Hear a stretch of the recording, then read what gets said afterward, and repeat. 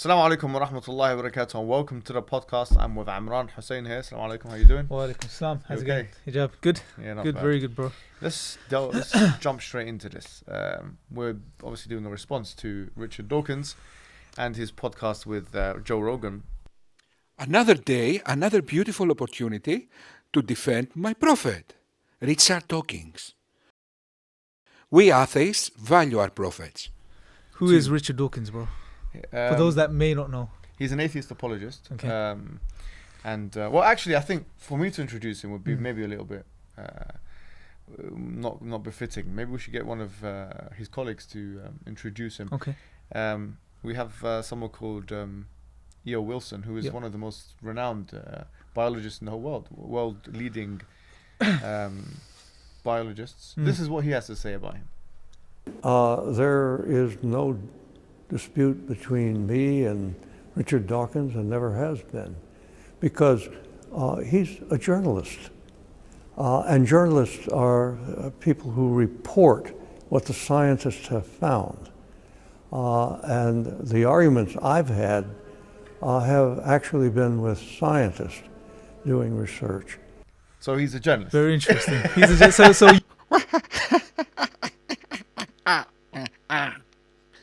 Very funny. Let's read the biography of Richard Dawkins. But first, let's laugh in Chinese. Chin chon chan chin. Yes, that's my joke. Thank you. Dawkins first came to prominence with his book, The Selfish Gene, which popularized the gene-centered view of evolution and introduced the term meme. What's that? He introduced the term meme. What's that? That is evolution entering the intellectual world. That is the ladder that connects the material to the immaterial. Imran. Let me repeat that again. That is the ladder that connects the material to the immaterial. Huge breakthrough, okay? Brilliant. Okay. That is the small ladder that one day will explain everything. Okay, Imran. So Dawkins did that little thing. But let's continue. With his book, The Extended Phenotype, he introduced into evolutionary biology the influential concept that the phenotypic effects of genes are not necessarily limited to an organism's body. Phenotypic. It's a Greek word, but I managed to get it wrong. But can stretch far into the environment. We are 8 billion people in this world. A single person introduced 2 scientific ideas in this world. So Richard Dawkins might be in the 1% of all people on this planet, in the 1%. Now you call him a journalist, like you are a scientist. I mean, if he's a journalist, then you also are a journalist, but I think you know that. you were wrong when you said he's his colleague. He's not really his colleague, is he? Yeah, Man? good point. He's someone that's in a totally different field, according to him. So very interesting. So I Yes. think we go with that definition. I think the reason why Wilson said this is because of the ideological... Wait just a moment. Why Richard Dawkins is not a colleague to the other evolutionary biologists? Because he's not in the lab every day. In your definition, evolutionary biologists are 4 people in this world. I mean, please, okay, don't be so critical in limits of insanity against Dawkins, and with the same breath being gullible like insane people when it comes to Islam. An evolutionary biologist, professor in Oxford, he cannot even call him a colleague. Really? stance that this man is taking with scientific discourse. It's not just the fact that he's going into laboratory and just narrating kind of informatively the information that he's finding, is it? Yeah. This man is using science. He's weaponizing science, if you like, Yeah. for ideological reasons. Yeah. To be honest, it's very evident, bro, that he has a very he is an apologist for atheism. Yes, of course. He's just banging on about, this is the right thing, this is the right view, trying to indoctrinate children, the very thing we talked about, the very thing he's saying that other people are doing, religions are doing, when he himself is doing that. Well, let's take a look at the clip where he actually, this is one of the things that came out in the podcast. It's a good thing you mentioned it, because it's one of the main things that were mentioned in the podcast. That one of the things that he finds wicked, in his words, or detestable, or whatever it is the quote-unquote indoctrination of children. So let's take a look at him saying that first of all, and then we'll switch to another clip. And I said to him, "What's your target audience?" And he said 12. And I said, "Really? Are you really serious that you like to?" And he said, "Hell is such a terrible place that anything I can do to persuade children not to sin, and they must acknowledge Jesus and so on, is worth it." I thought that was a deeply immoral thing to say, but I think he was sincere. So as you can see, he's obviously finding that quite disturbing. Yeah. But what I found interesting is that near the end of his podcast, he himself started saying, when he was asked, who were you trying to target Yeah. with your book, he said it was children. Yeah, the audience's publishers wouldn't really allow him to, And the target publishers from would that do it. perspective. Let's take a Interesting. look at that video there.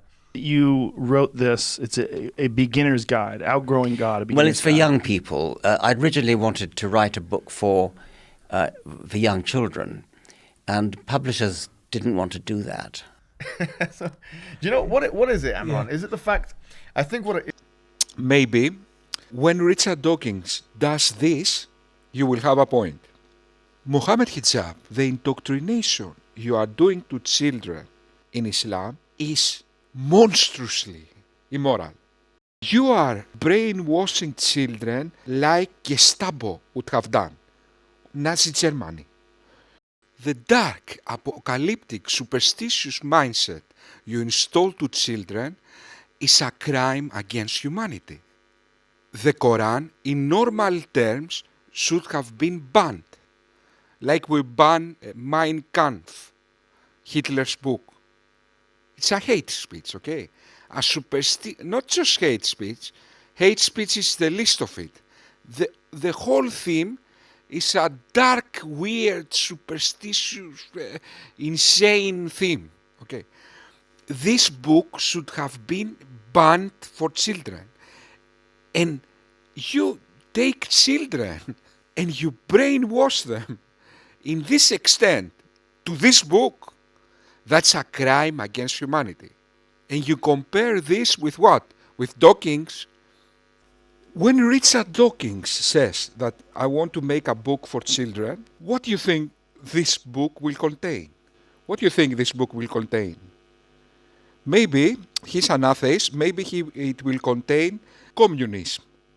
Maybe he will contain in his book Stalin and Marx and this kind of stuff. No, my friend. What he will contain in his book is love science, something like that. How beautiful is a scientific method? Things like that. What do you think Dawkins will include? Mao Zedong. Okay, let's make an agreement. When Dawkins includes in his books Mao Zedong and indoctrinate children, or the Gestapo, then you can also include your warlike propaganda machine. Is that we have an uneven starting point. Yeah. That there is an assumption of neutrality when it comes to atheist discourse. At the end of the day, it's not agnostic discourse. This man is, maybe you could say, atheist, anti-theist, another thing. But this is certainly not a neutral discourse. What Dawkins is against is dogma. What is dogma? Dogma is an underlying idea that demands people accepting things not according to the merit of each individual case, rather according to the merit of this underlying idea. It's a packet of ideas. It's accepting things on packets. That is what Dawkins is against. Dawkins is also against atheist dogmas like communism. Dawkins is not promoting atheism, he's promoting secularism. Contrary to popular conceptions, secularism comes from ancient Greece, and it doesn't mean a society without God. It means a society based on reason. You claim that Dawkins promotes his own dogma. No, that's wrong. Dawkins doesn't have a dogma. That's the difference. And I think what he's trying to present it as is benign, neutral, and therefore children should know these arguments from the early age. Yeah, I didn't just disprove this point. Let's go forward. Point you wanted to mention regarding this, right? Yes, I think this is the thing. One of the most disturbing things about Yeah. this individual is that he does seem theologically illiterate. Let's take a look at one particular video that he actually, one part of the podcast, where he equates Islamic belief with Jewish belief, Yeah. and and has something to say about what Muslims believe about Jesus Christ. Let's take a look at what he says on that issue. There are lots of different religions, and Hindus believe in hundreds of gods, and Jews believe in one God, and Muslims believe in one God, and they don't believe in Jesus. And So as you can see here, it doesn't seem to know that Muslims believe in Jesus. Yeah. Yeah, that's exactly right. You got it once again. Should I... Okay, let's go forward. Yeah. Look, you've read his new book, haven't Yes. Outgrowing God. And, We did a response to it as well. Now, this, some may argue this isn't really a blunder, whatever the case may be, but Why you are mentioning this then, when you can also understand that this is just a slip of the tongue? this is a common thread with him. It's a common trend with Dawkins. you? Right. He, even in his book, for example, there is a very clear, there's many blunders he makes, Yeah. but one specific one, which is almost a schoolboy error. Okay, look people, the schoolboy era. I have made another video about this point. No, this is your schoolboy error. And now I just understood that I am a nerd. Because I go and see so many videos that everything everyone is saying, I know from before what he is going to say. Anyway, let's continue. Because one thing that non-Muslims know about Islam, a few things if they know about him, is one is the Eid celebration, right? Maybe other things would be the 5 pillars, etc. But the Eid celebration is world known, right? Everyone knows. Now, when it comes to this, he says in one part of the book that, oh look, the stoning of the stone, which happens during the Hajj, is a part of the Eid celebration. Now, obviously, that's not the case. Okay, let me explain what is Richard Dawkins did wrong. He said that the stoning of the pillar is at Eid, but in fact it's at Hajj in the day of Eid. That is the error Dawkins did. He said it's at Eid, but in fact it's at Hajj in the day of Eid. My dear friend Imran, I am watching Islamic videos the last 10 years, like, I don't know, 20 a day. So even a nerd, a psychopath like me, that I'm doing music, I'm a music producer, and at the same time I watch videos, because I cannot do one thing at a time. My friend, watch 20 Islamic videos every day, the last 10 years, and I didn't know that. How on earth people will know that? We didn't go to Mecca to take the Hajj. How on earth Richard Dawkins will know that? Because we know those that are performing Hajj, they don't celebrate Eid. It's a part of the Hajj ritual, not the Eid celebration. And those that are celebrating Eid are not stoning the Jamarat, which is the pillar. They happen. The only thing is they coincide in the same day. Now, what's interesting is, I was thinking, why would he make such a blunder? Well, one reason someone would... Imran Hussein, let me understand again what is the blunder. Richard Dawkins say that this ritual is in Eid, but in fact is in Hajj in the day of Eid. And at the same time, you missed a huge moral point. What can I say? Okay, please, let's continue. make such a blunder is if they're using Wikipedia as their main source of reference. Aha. Because I went on Wikipedia, did a bit of a search, and the Right. way this topic is covered, it's very unclear. So someone just reading that and making that as using that as their main source of or their main reference point can easily fall into this. Imran, what you are doing now and what you Muslims continue to do is intellectual masturbation. Okay? You focus on irrelevant nonsense and you miss an elephant with a trumpet in front of you. Okay? You miss the moral point. Imran, first of all, let's count backwards from 10. We don't have that much time. It's a YouTube video. So, Imran, my friend, in this ritual, you are going, and you are stoning a pillar. At the same time, you make blood sacrifices. The act you are doing, stoning the pillar, is you are trying to prevent the devil, from saving an innocent child. Okay.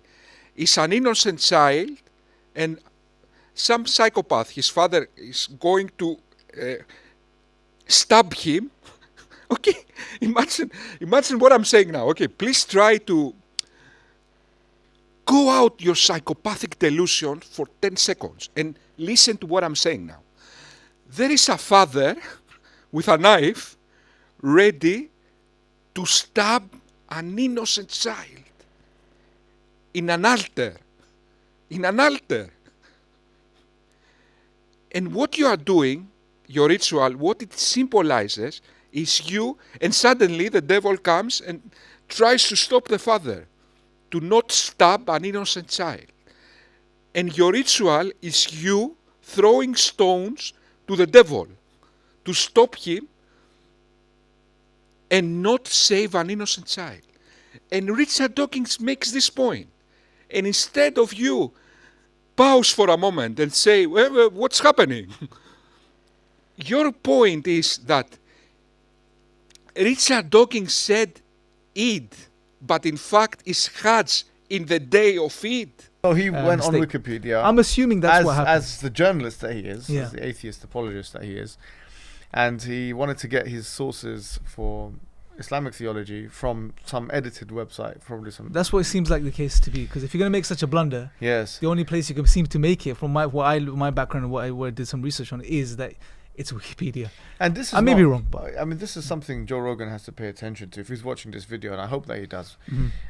That when you continuously, this lowers the grade of or the stock of your podcast. Mhm. You're bringing people who are non-specialists on certain topics. I mean, this, Mohammed, did you just say that Richard Dawkins cannot go to a podcast and speak about religion? Richard Dawkins. What you are saying now is stand-up comedy. Okay, if I go to a stand-up comedy and introduce myself and I say, I have a joke.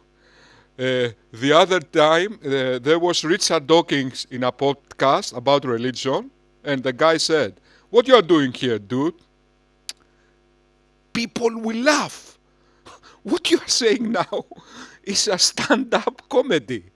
Richard Dawkins, he must be the most known person in the planet. In this blue pale dot we'll call planet Earth, he must be the most suitable person to talk about religion. The most expected. It's like calling Michael Jordan to talk about basketball. Something like that. this guy is not a theologian, and he's certainly not a philosopher. Yeah. He is, I don't know what, journalist. If we're going by E.O. Wilson's definition, he's a journalist, But a science journalist. Science yeah. journalist, Yeah. right? He does have some qualifications. in He's science. he's an evolutionary biologist, I think. I don't but think he's done biology. I don't know. No. I don't think he has done biology. You are talking now about an Oxford professor. That much. I mean, are you being fair right now?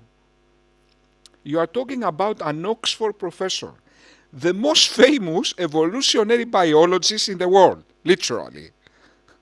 Okay, if you Google evolutionary biologist, his face will appear first. And you say, I don't think he's even an evolutionary biologist. Okay, Mohammed, in Oxford, they hire people according to the subscribers. Okay, the Oxford University. Let me tell you what happened. Richard Dawkins went to Oxford and said, I am an atheist. And then, really? Okay.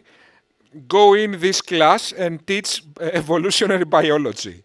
For a while, at least, it seems like. Yeah. He's known as a journalist. But the point is, according to Wilson, he's a journalist. The point is, you uneducated buffoon, Imran is trying to save you some face. You are calling an Oxford professor. You cannot even enter Oxford as a student, Mohammad Hijab. Okay? And you are calling an Oxford professor, keep calling him journalist. And, okay, you are an utter buffoon. That's the point. Fine, you're an atheist journalist. You come on BBC to do your atheist journalism. You come on Channel 4 to do your atheist journalism. And they allow you on, which is problematic in the first place. They allow you on. I mean, okay, you do understand that you are talking about one of the smartest people on the planet, an Oxford professor. They allow you on. Who is allow him on? The guy in the camera at BBC. Who is allow Richard Dawkins on? Okay, not even the Queen of England. Okay, if in a room there is the Queen of England and Richard Dawkins might say to the Queen of England, okay, can you please go fetch me a gin tonic with 2 olives? The Queen of England will feel shame sitting near to Richard Dawkins.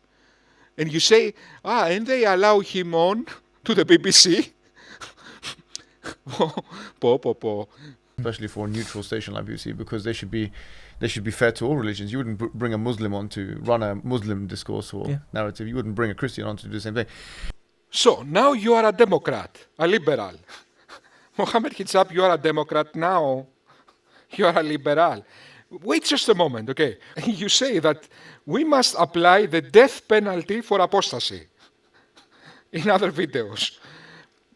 The cult you represent not just doesn't allow the other opinion to be said, they kill atheist blockers. And suddenly you became so liberal, eh? Bravo.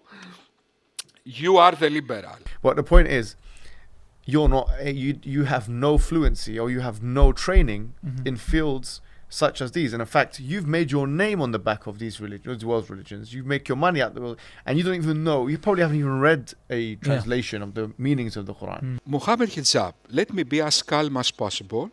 I think me being calm and not shouting all the time is better. Okay, now I'm calm. It's better. It's more entertaining. Where were we? Mohammad Hijab, my dear friend, you think that everyone who disagrees with you doesn't know Islam. This is your narrative. In your dictionary, in the section where it says, who doesn't know Islam, near it says, whoever disagrees with me. You claim that people like David Wood doesn't know anything about Islam. Robert Spencer doesn't know anything about Islam. J. Smith doesn't know anything about Islam. J. Smith is the guy that invented Islamic polemics. Okay, invented. Like we say, he invented the telephone.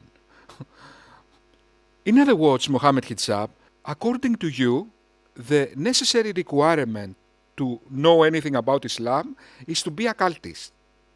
For example, if you read in the Islamic texts, beat their wives, you must necessarily conclude that it means beat them with a toothbrush. That means love them and kiss them in the mouth. Only then you know anything about Islam. Okay? When you twist everything to make Islam look good, that's the only way you can know anything about Islam. For example, But which is a that's book, shocking, bro. which is very shocking. And I isn't think it? it's important you're making this point because people need to know this. If you're going to be speaking about religion, Yes. and if you're going to be targeting, because two of his main audiences in his new book seem to be Children. the American audience, Oh, right? yeah? In particular the American Christians and the Muslim world. Oh, really? Right? That's he's highlighted this in other interviews, I think on Channel 4 as well. Oh, he said this in this podcast. Well, I there you heard go. him say, So if that's your audience and you're addressing Muslims as one of your primary audience, at least have the what word can I use there? At least have the Common courtesy. to study the tradition. If you're going to Properly. comment on it, if you're going to write about it, if you're going to try to refute it. Yes. But if you've seen his book, another interesting thing he does is when I was reading it, I was thinking, okay, where are the chapters dealing with the Quran? Where's the chapters dealing with Islam? There is no such thing in his book. Uh-huh. He has chapters dealing with the Bible and the Christian tradition. All he does is he says, by extension, this also applies to Islam. Right. That is very very, problematic. Yes, that's terrible as far as. Well, look, I mean, like you say, he's preaching to the choir. Mm-hmm.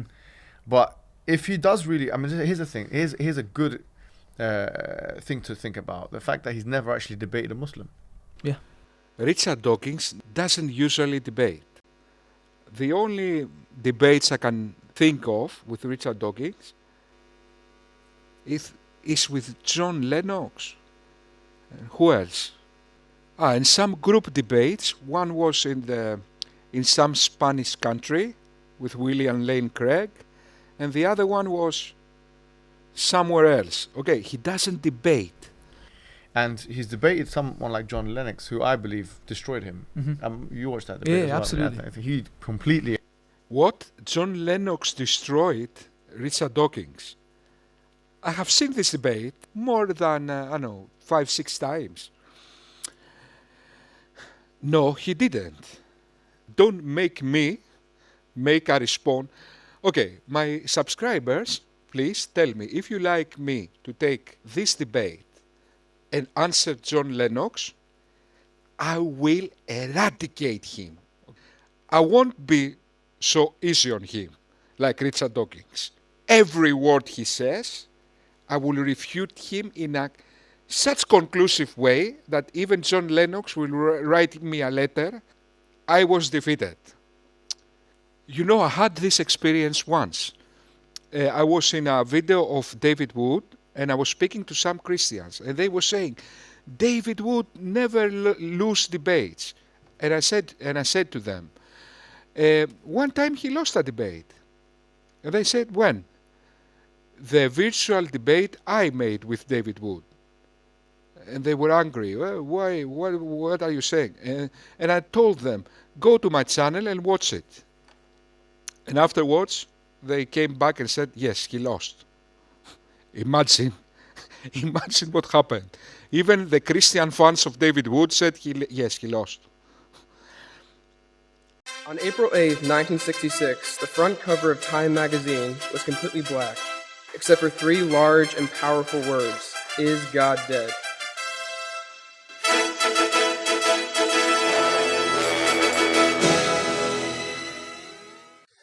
It was Absolutely. an annihilatory It treatment was, of yeah, absolutely. Richard Dawkins. And he debated others, I think William Lane Craig, but in some kind of panel discussion debate. So he's debated Christians before, but he's not debated Muslims before, let alone Muslims who have any kind of theological training or philosophical training. So, I mean, if you really feel strongly about what he believes in, don't you think it's a good idea for him to come out and actually start debating? Absolutely. If he is addressing the Muslim world, If he's trying to address the Muslim then world, address a Muslim Like, for in example, person, right? we, as a collection of brothers, or whatever you want to call it, a conglomerate of people who call to Islam, let's say, right? We have Arabic stations, we have Malaysian stations, Bahasa, things in different languages, and it reaches millions of people, right? So, for example, if we were to debate with him, it would he would be achieving his target objective. He'd be getting through to millions of people. Mohammad Hijab, not everybody feels comfortable in debates. I don't feel comfortable in debates, in live debates. Okay, I would sweat. I don't feel comfortable. It's not everybody. Some people have certain character. For example, Christopher Hitchens, if he was still alive, he would have gladly accepted your challenge. But it's not his fault that you didn't have any serious debater when he was alive. Except this French guy, that he did a debate against a Muslim. And that was annihilatory treatment, Mohammad Hijab. If you want to see a real annihilatory treatment, see this debate. You know, and all he has to do is accept our challenge. Like right now, we're challenging you, Richard Dawkins. Let's be straightforward. We're challenging you to come and debate, because at the end of the day, you've been speaking about Islam from the time you wrote The God Delusion. Absolutely. Right? Yeah. And you mention Islam and Muslims all the time. But why not? Now you're almost 80 years old. Why not, before you, depart, leave the world or whatever, why don't you do one thing which you never had the bravery to do or never saw fit to do before, which is to actually debate, put your ideas, make a critical observer. Mohammad Hijab, I have a quality, okay? I'm not that intelligent. I don't have hyper IQ. I have a very hyper, okay. Sorry, I have a very advanced EQ, emotional quality. I can sense wrong arguments before you say them, okay? When you start making an angry eye, I can understand what you are going to say. That's how good I am in sensing arguments. I never make mistakes in this subject. Never. Okay? I haven't seen you make a true argument in your life. Not a single true argument. Even Bilal from Speaker's Corner, I have seen him make a true argument. And I told him in my video, this time you are true. I haven't seen you, Mohammad Hijab, make a true argument in your life. On the other hand, I haven't seen Richard Dawkins making a wrong argument ever. Okay, I haven't felt the need to correct him. Okay, you are not a match for Richard Dawkins. You are not in the same level. What you mean when you say debate is you dominating him with your attitude. That's the only chance you have. But in the case of Richard Dawkins, you cannot even do that. But if you are so confident, why won't you call Christian Prince? And you challenge Richard Dawkins that you admittedly said that he doesn't know about Islam. I mean, you will start saying to Richard Dawkins, this surah, the hadith 225, and Richard Dawkins won't know. He doesn't know the hadiths.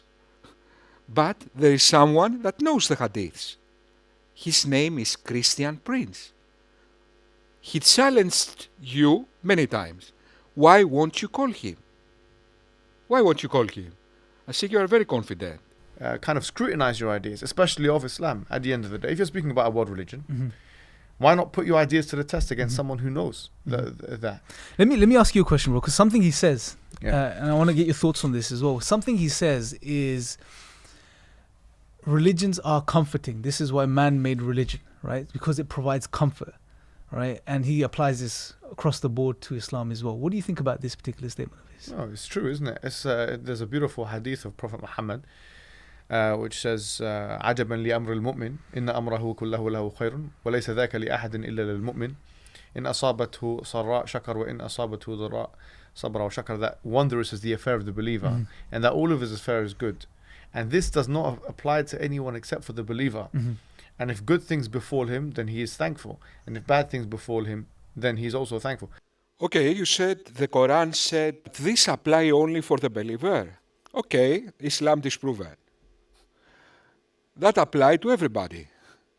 I mean, literally, you cannot find a single verse in the Quran that can survive scrutinizing.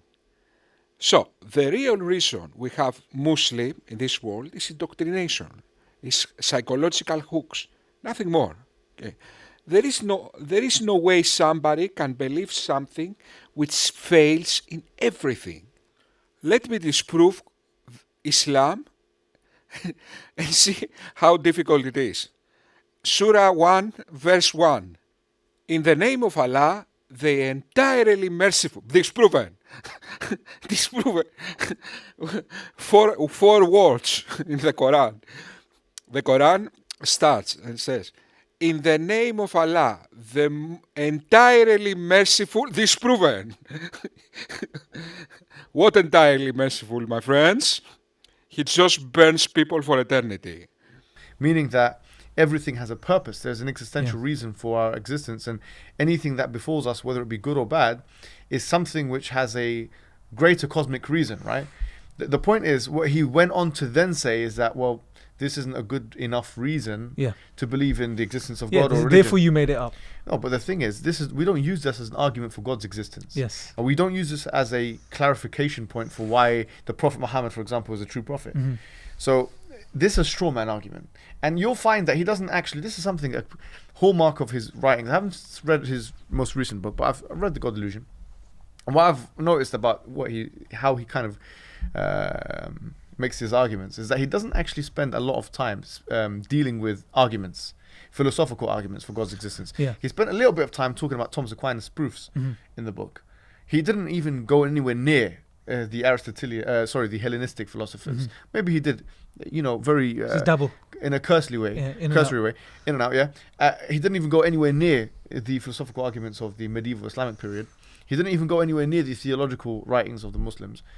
So this is not a serious academic exercise. Yeah. What this is propaganda at its finest.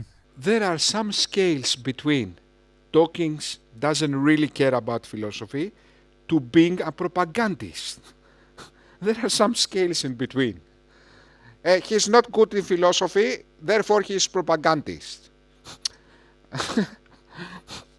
I mean, and the guy doesn't probably even know the names of those books, and he doesn't even know how to access those books. And many of those books will be inaccessible for him. Yeah. But he's not happy to sit and have his ideas scrutinized.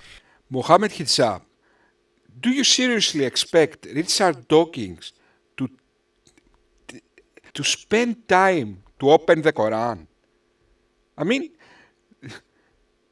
that's the level of your delusion. Do you think a person like Richard Dawkins will take Islam seriously to read it? Let's ponder about this. I mean, come on. That's the closest that Richard Dawkins came to do that. I care about what's true. Do you actually believe in your Muslim faith? Do you believe that Muhammad split the moon in two? Do you believe that Muhammad flew to heaven on a winged horse, for example? I pay you the compliment of assuming that you don't. No, I do. I believe in miracles. You believe that? Yes. You believe that Muhammad went to heaven on a winged horse? Yes, I believe in God. I believe in miracles. I believe in revelation. I mean, the point here is that let's assume I'm wrong, Richard. I'm wrong. Let's assume I'm wrong. I'm wrong. I'm happy to concede that, Richard. I'm happy to concede it. I'm wrong. All religions are wrong. God does not exist. We're all mad. I care about what's true. I'm an educator. I'm a scientist. And I want people to understand the truth about the universe in which they live. That's what I care about. And I regard religion as a distraction, and in some cases a pernicious distraction from true education, which I love and value the way you value and love your God. I mean, okay, let's calm down for a moment. I mean, you seriously think that Richard Dawkins, an intelligent scientist, just because you are that dumb, okay, to take this stuff seriously, flying horses, genes, Mohammed, do you seriously think that you have the delusion that you are in his level and he must notice you? No, you aren't, my friend. What if you believed, what is worse than the Quran? Than the, let's say, Lord of the Rings, which is almost in the level of the Quran. And let's say you met Richard Dawkins, you start telling him, the seven earths, then we had a ring, the dwarfs came and stole it. He must take you seriously. He's happy, and you'll find that in the past couple of weeks or 3 or 4 weeks, the kind of people that he's been to are people that agree with him to a large extent. Absolutely. He's had podcasts with Cosmic Skeptic. Yes. Personally, I haven't watched that podcast, but I know that he's had one because I saw it on YouTube. He had podcasts, obviously, with Joe Rogan. Yep. He's gone to atheists. My friend, he's 73-year-old guy. What do you expect him to do? Your perspective is wrong, Mohammed. You started now, and you think the world started now. Okay, I was watching Richard Dawkins, and suddenly, after 10 years, I saw a guy. 1 year ago, 1.5 years ago, I first saw you 1.5 years ago. It's like a lifetime for me right now. And it's just 1.5 years ago. Mohammad Hijab, I saw you started 1.5 years ago. And you are complaining why Richard Dawkins at age 72 doesn't run around making debates. Absolutely. So isn't it time for him to step out of his comfort zone? Yeah. He's the one who talks to everyone about moving, employing criticality and rationalizing and being scrutinous about and the so on truth and so then, forth. yeah. And yeah, so you're in your echo chamber. You're in your atheistic echo chamber, and you're just comfortable having discussions with people with like-mind opinions as you. Joe Rogan, the same thing can be said about him. I mean, to be honest with you, when was it? Look at this, right? Joe Rogan has I don't know how many different podcasts. Look how undiverse it is. When was the last time you saw a Muslim traditionalist on his show? Yeah. My friend, Joe Rogan, and Richard Dawkins are individuals. They are not democracy. They are not existentialism. They are not the government. They are not the English parliament. I mean, what do you... They are just individuals, my friend. They are not representing nobleness. They are not... Maybe you think Joe Rogan is Athena, the goddess of wisdom. I mean, they are just individuals. Why you think they should be absolutely fair with everybody? Never. Yeah. Maybe for us, Zahabi is the only one. Probably. Yeah. A proper Muslim traditionalist is the only time for us. Zahabi came on. I think maybe 1 or 2 other people, and the topic of conversation wasn't even religion. It was something else. Yeah. So these people are not happy to come out of their comfort zone. They're speaking as if they own the keys to rationality and enlightenment, but they are not even happy to come out of their comfort zone. Well, let's give Rogan the benefit of the doubt. Maybe he hasn't come across the opportunity to get someone that knows what they're talking about on the show to sort of counter what's been said from the other end. He's not made an effort, to be fair. So, well, here's an opportunity, right? If they want to, they can always pick up on that. If he wants to, he can always pick up on that. Well, of course. And I'm sure you wouldn't have a problem to go on there. Even if he Me calls... personally, look, we have mutual friends. Yeah. Like, for example, for us, Zahabi, if he wanted to easily get me on the show, or anyone else like me, then it would be very easy for him and even if it means to get Dawkins and you on at the same time and have a bit of a discussion, a live discussion, that would be that's brilliant. what it's got. Look, this is what people are going to start realizing this about the Joe Rogan experience. Yeah, that show, you're just bringing a certain kind of people like Sam Harris and Richard Dawkins. All right, fair enough. You have the right to do that. Absolutely, yeah. But you're not challenging yourself by bringing these people on to agree with you. Yeah. I mean, at the end of the day, where is the challenge in that? You're a man of martial arts. You know, what's the point of going to a place where there's no challenge?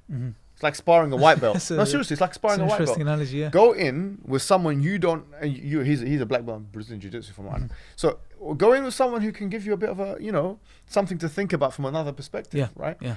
And so what I think is that a lot of the things that, look, one thing that you need to understand, or that we need to understand, is that Richard Dawkins in that podcast, he didn't even make any arguments for atheism. And this is the sad thing. People just Yeah. are so mesmerized by the fact that he is this name and someone that's so popular that they can't see past that, and they can't see the folly of the guy, right? Honestly, here's a man that spends an hour or so on the podcast, doesn't make one positive, strong argument, if any, even a weak argument against Islam. Okay. And now, for the karaoke. I know the last time I didn't do karaoke, and many people were disappointed. I've heard that some person, I won't say his name, tried to commit suicide. And yes, she was a female. I've heard that she tried to commit suicide with her tears. How is that possible? Nobody knows. And yes, I won't lie, this song is for all the ladies. The sacrament is you. The sacrament is you.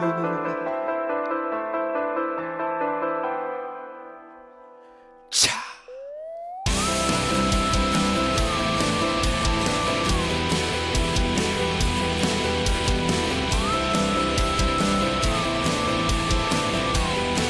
Tra-la-la, tra-la-la, tra-la-la. Tra-la-la, tra-la-la, tra-la-la.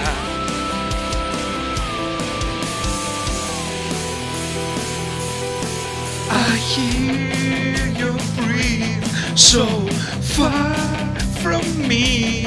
I feel your touch so close and real. And I know my church is not of silver and gold. Its glory lies beyond judgment and souls. The commandments are of consolidation and woe.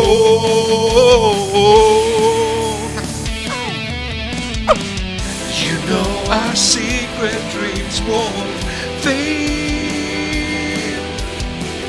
The sanctuary tender and so frail. The sacrament of love, the sacrament of warmth is true. The sacrament is you. Hear your weep so far from me. I taste your tears like you next to me. And I know my wicked praise are not enough to heal all the ancient wood so deep and so very dear. The revelation is so hatred and fear. You know your secret dreams won't fail. The sanctuary ended and so frail. The sacrament of love, the sacrament of warmth is true. The sacrament is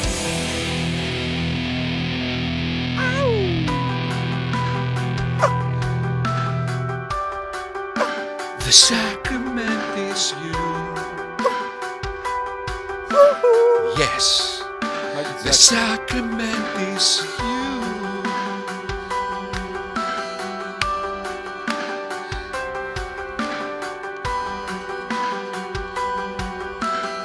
Well, the sacrament is you.